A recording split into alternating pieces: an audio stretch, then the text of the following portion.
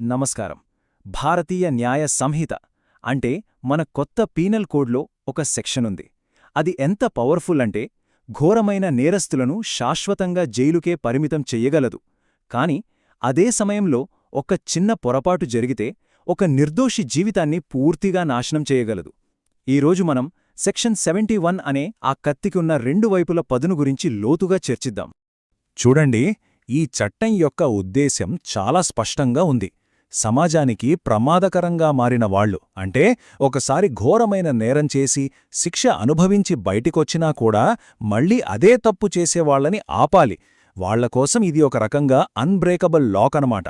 వాళ్లు మళ్లీ సమాజంలోకి రాకుండా అడ్డుకోవడమే దీని మెయిన్ టార్గెట్. అయితే ఇక్కడే అసలు సమస్య మొదలవుతుంది. ఇంటెన్షన్ చాలా మంచిదే, కానీ ఆ తాళం పొరపాటున ఒక తప్పుడు వ్యక్తికి పడితే, ఒక నిర్దోషికి ఆ తాళం వేస్తే వాళ్ల జీవితం ఏమైపోతోంది? సో ఈరోజు మన డిస్కషన్ అంతా ఈ చట్టం యొక్క మంచికి, దానివల్ల జరిగే ప్రమాదానికి మధ్య ఉన్న ఆ సన్నని గీత గురించి. సరే, ముందుగా అసలీ సెక్షన్ 71 ఎప్పుడు, ఎవరిమీద, ఎలా అప్లై అవుతుందో చూద్దాం. దీని రూల్స్ ఏంటో క్లియర్గా అర్థం చేసుకుందాం. ఈ చట్టం ప్రయోగించాలంటే ఫస్ట్ అండ్ ఫార్మోస్ట్ కండిషన్ ఒకటుంది. ఒక వ్యక్తికి గతంలోనే రేప్, గ్యాంగ్ రేప్ లాంటి కొన్ని తీవ్రమైన నేరాల్లో కోర్టు శిక్ష విధించి ఉండాలి. గుర్తుపెట్టుకోండి, కేవలం ఆరోపణలుంటే సరిపోదు. అఫీషియల్గా కోర్టులో నేరం రుజువై శిక్షపడిన పాత రికార్డుంటేనే ఈ సెక్షన్ పరిధిలోకొస్తారు. ఈ చట్టం పనిచేసే విధానం చాలా సింపుల్, కానీ చాలా స్ట్రిక్ట్. కేవలం రెండు కండిషన్స్. 1, గతంలో ఒకసారి శిక్ష పడి ఉండాలి. 2, ఇప్పుడు మళ్లీ అదేలాంటి నేరంలో దోషిగా తేలాలి. ఈ రెండూ జరిగితే చాలు. ఇక తర్వాత పడే శిక్ష మామూలుగా ఉండదు, చాలా తీవ్రంగా ఉంటుంది. సో ఇక్కడ మనం అర్థం చేసుకోవాల్సిన కీలకమైన పాయింట్ ఏంటంటే, ఈ సెక్షన్ ఒకసారి యాక్టివేట్ అయితే ఇక లైట్ ఆప్షన్స్ అనేవే ఉండవు. కోర్టు ముందు రెండు చాయిస్లుంటాయి. 1, ఆ వ్యక్తి బ్రతికి ఉన్నంతకాలం జైల్లోనే ఉండాలి. 2, మరణశిక్ష. ఈ రెండింటిని మించి వేరే శిక్ష వేసే ఆప్షనే కోర్టుకు లేదు. సరే, ఇప్పటిదాకా మనం రూల్స్ చూశాం. మరి రియాలిటీలో ఇది ఎలా పనిచేస్తుంది? ఒకవేళ పట్టుబడిన వ్యక్తి నిజంగానే పదే నేరం చేసేవాడే అయితే అప్పుడు ఈ లీగల్ ప్రాసెస్ ఎలా ముందుకు వెళ్తుందో స్టెప్ బై స్టెప్ చూద్దాం. మామూలుగానే ప్రాసెస్ ఎఫ్ఐఆర్తో మొదలవుతుంది, దర్యాప్తు జరుగుతుంది. అయితే ఇక్కడ పోలీసులు వాళ్ల పాత నేరచరిత్రను కూడా కన్ఫర్మ్ చేసుకుని ఛార్జ్షీట్లో ఇతను రిపీట్ అఫెండర్ అని మెన్షన్ చేస్తారు. అయితే అసలు ట్విస్ట్ అంతా కోర్టులో విచారణ తర్వాతొస్తుంది. కోర్టు ముందుగా కొత్త కేసుని మాత్రమే చూస్తుంది. ఆ కేసులో దోష, నిర్దోషాన్ని తేలుస్తుంది.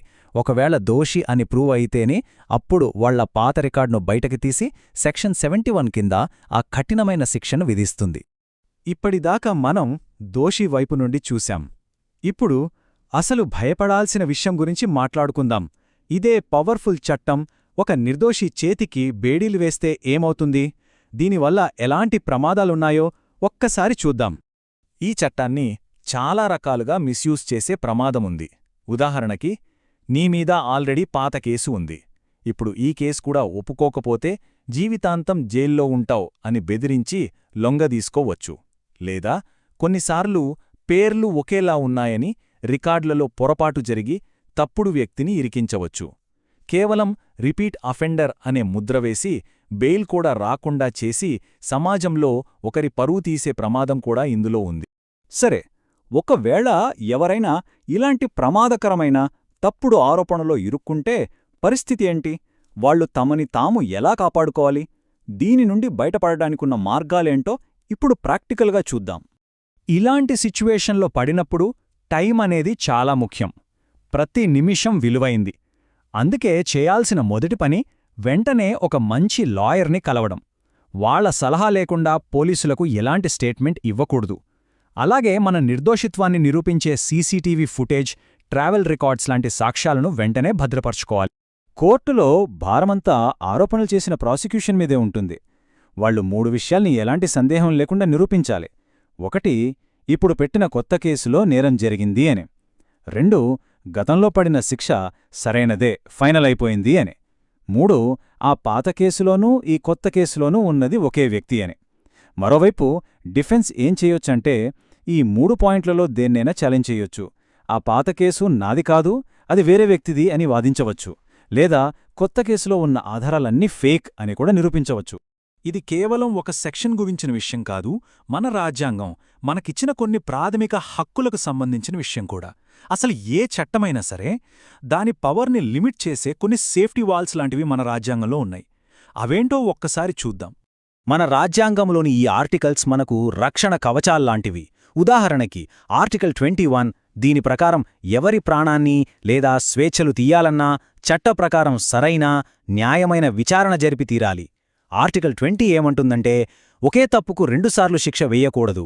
ఇక ఆర్టికల్ 22 ప్రకారం ఎవరినైనా అరెస్ట్ చేస్తే ఎందుకు అరెస్ట్ చేశారో చెప్పాలి, వాళ్ళు లాయర్తో మాట్లాడుకునే హక్కు ఇవ్వాలి.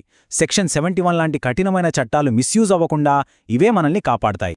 సో ఫైనల్గా చెప్పేదేంటంటే, సెక్షన్ 71 అనేది ఖచ్చితంగా నేరస్తులకు ఒక సింహస్వప్నం. అది అవసరం కూడా. కాని ఆ రిపీట్ అనే ముద్ర పొరపాటున ఒక నిర్దోషి మీద పడితే వాళ్ల జీవితం మొత్తం చీకటైపోతుంది. అందుకే నిజం మనవైపున్నప్పుడు భయపడాల్సిన పనిలేదు. కాని అదే సమయంలో ఏమాత్రం నిర్లక్ష్యంగా ఉండకుండా ప్రతి అడుగు జాగ్రత్తగా వేస్తూ అప్రమత్తంగా ఉండటం చాలా అవసరం.